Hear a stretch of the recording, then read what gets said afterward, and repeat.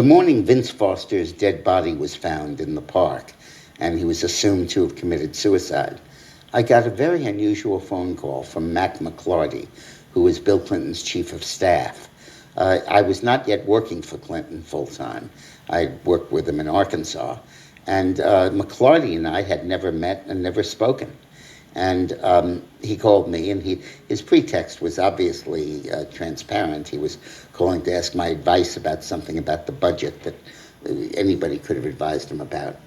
And he proceeded to say, have I heard the news about Vince Foster? And I said, no. At those days, that was before cable news, and my newspaper was at the end of my driveway, a quarter mile away, and I hadn't picked it up yet. And he told me about Foster's death, asked me if I knew Foster, how close we were. And I explained that I'd only met Foster a couple of times. We weren't close and didn't really know him. I'd just seen him in passing as I came in and out of the governor's mansion.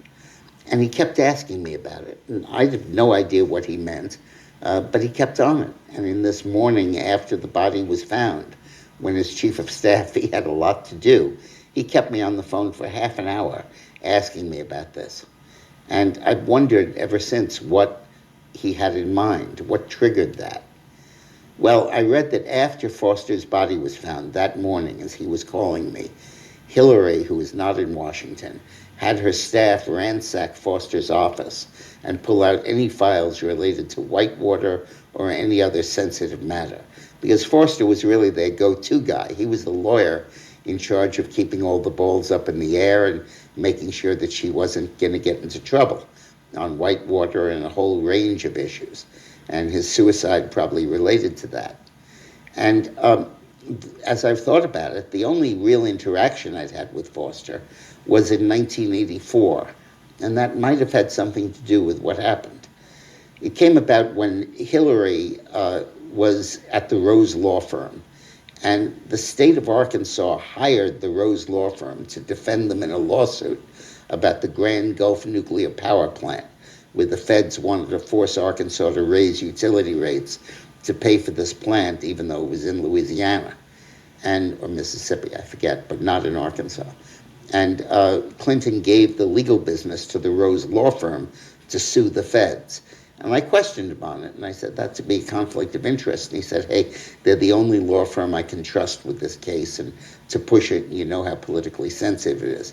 He had been elected governor after being defeated by promising to hold down utility rates, and now he was going to have to raise them because of this nuclear power plant that nobody wanted or needed.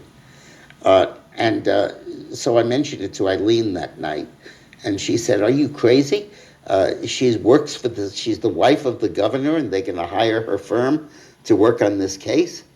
So armed with that, I went back to Arkansas and I said, hey, Hillary, I think you better be careful about this. And she broke into a tirade about how every governor has used the Rose Law Firm. Even our opponent who beat us for governor, Frank White, used the Rose Law Firm. This is nothing. Why can't I go out and make a living having completely independently?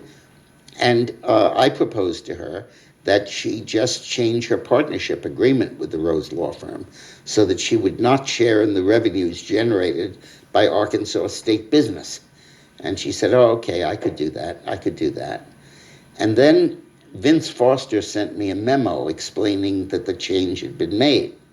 But as I read the fine print, I saw that what she had done is vastly increase her draw among the non-state business to compensate for not getting any money from the portion of the revenue that was from the state business. And this memo explained that. I have a copy of the memo, I still do. And I think that maybe they were looking for that memo, and maybe they were calling me to ask me about it. Very interesting.